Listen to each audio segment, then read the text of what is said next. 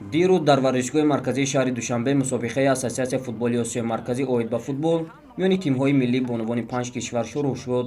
Қайд бояд намуд, ки бори аввал аст дар дораи мусобиқаи мазкур мунтахабҳои асосии бонувон ба ҳам меоянд. дар даври аввали рақобатҳо мизбони мусобиқа тими миллии бонувони Тоҷикистон бо миллипӯшони Туркманистон рақобат карданд. вохӯрӣ бо ҳисоби мусовӣ ҷамъбаст шуд. дар умум бояд қайд намуд, ки бозии шогирдони Юсуф Рабиёв дар ин вохӯрӣ хеле хуб буд. тӯбро хуб идора мекарданд ва имкониятҳои зиёди голзаниро дар назди дарвозаи ҳариф эҷод менамуданд.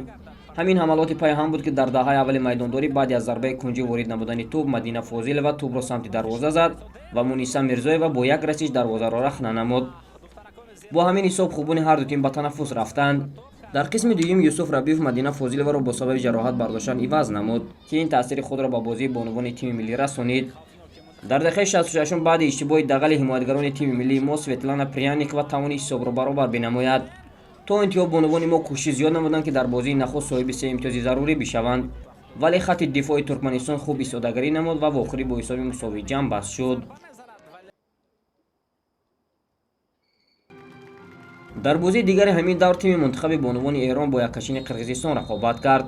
пеш аз шурӯъи рақобат соҳибназарони футбол мегуфтанд, ки хубони Эрон дар ин вохӯрӣ ба осонӣ ба пирӯзӣ даст меёбанд ва шояд ҳатто дарвозаи бонувони қирғизро голборон бинамоянд, вале ин тавр нашуд. бозии дифоъкоронаи бонувони Қирғизистон монеи амалишавии нақшаҳои Эрониҳо гашт. новобаста аз бозии хуб дар хатти дифоъ бонувони Қирғизистон як маротиба тӯбро аз дохили дарвозаашон берун оварданд. дар дақиқаи 53 Шабнам Беҳишт аз маҳорати инфиродии худ истифода бурда аз ҳимоятгарон ба осонӣ гузашт ва бо як зарбаи тобнок билохира тилисми дарвозаи бонувони Қирғизистонро шикаст. ҳамин тавр дар даври аввали мусобиқа Эрон соҳиби 3 имтиёз шуд ва Туркманистону Тоҷикистон бошанд дар ҳисобашон як имтиёз зист. Первая игра ожидаемо была тяжелая, тем не менее команда старалась играть и контролировать ход игры.